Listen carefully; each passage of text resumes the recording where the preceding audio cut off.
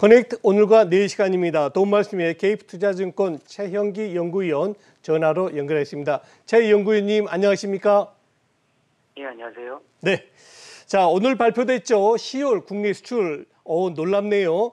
555억 달러입니다. 아마 이게 사상 최고 두 번째고요. 역대로는 두 번째고 10월 달러는 사상 최대치 금액이 아닌가 싶은데요. 먼저 평가해 주시죠.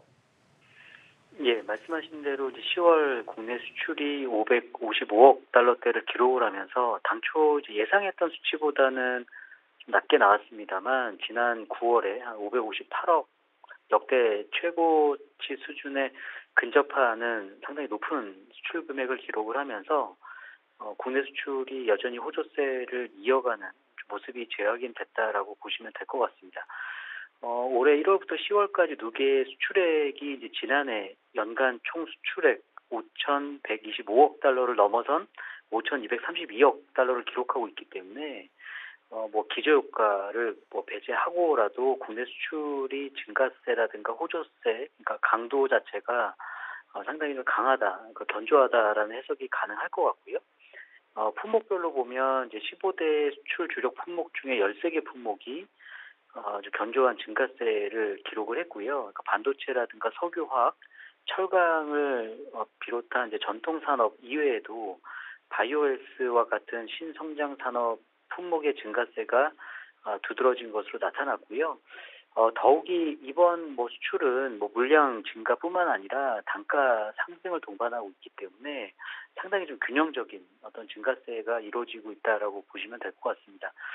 또 하나 이제 지난 10월 달에는 이제 반도체 공급망 부족 등으로 인해서 자동차라든가 자동차 부품의 수출이 생각보다 좀 좋지 못했는데 만약 연말로 갈수록 이러한 어떤 부품 공급난이 완화되는 쪽으로 간다면 이들 품목 수출의 반등도 기대해 볼 수 있는 상황이기 때문에 연말까지 좀 국내 수출의 호조세는 좀 지속될 가능성이 높다라고 보시면 될 것 같습니다.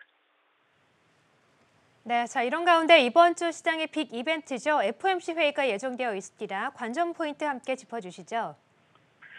일단은 이제 파월 연준 의장을 비롯한 대다수의 연준 위원들이 그간의 어떤 발언 등을 통해서 테이퍼링의 필요성 그리고 11월에 어떤 테이퍼링이 임박해 있다. 그러니까 발표를 암시하는 발언들이 이어졌기 때문에 11월 FOMC 회의에서 테이퍼링이 공식적으로 발표된다 하더라도 시장의 부정적인 여파는 좀 제한적일 것으로 판단을 하고 있고요.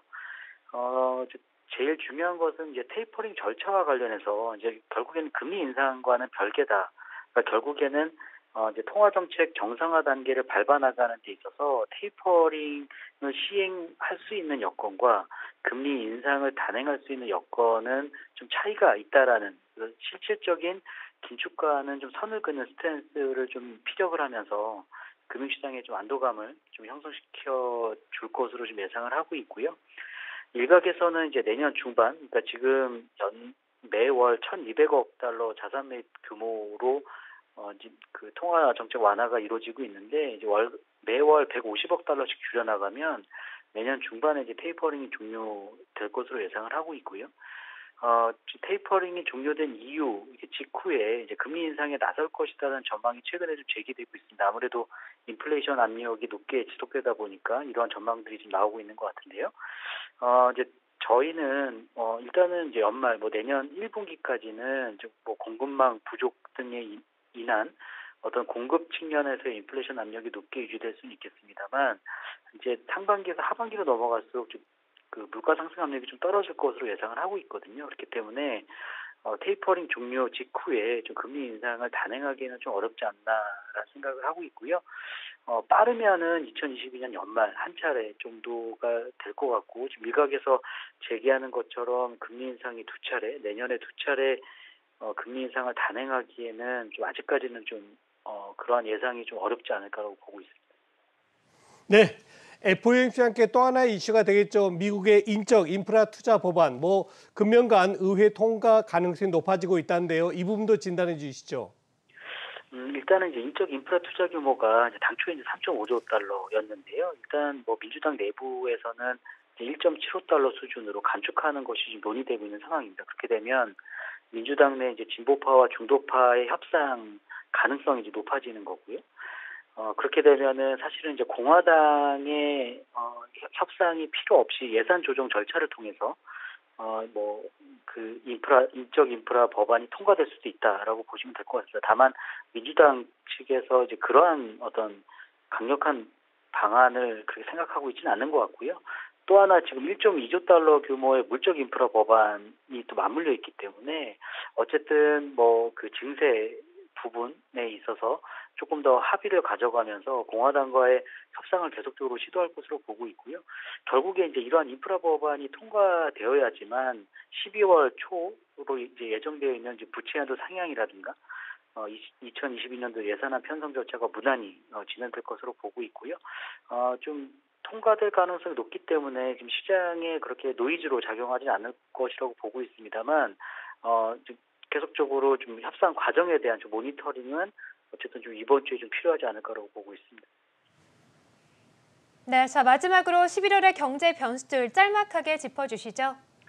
일단은 이제 아무래도 10월 신규 고용 주말에 발표되는 신규 고용이 좀 중요할 것 같은데요. 전월보다는 이제 증가폭이 확대되는 45만 명 수준에 이를 것으로 예상을 하고 있습니다. 그래서 이러한 어떤 고용 시장의 회복 자체가 11월 중 미 연준의 테이퍼링의 명분으로 좀 작용할 가능성이 높다라고 보고 있고요.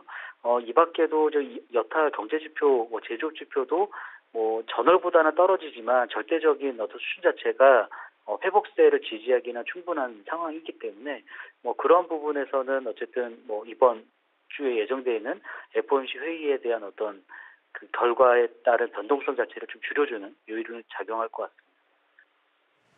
네, 자 지금까지 K푸드저증권의 최연기 이코노미스트와 함께했습니다. 고맙습니다. 예, 감사합니다.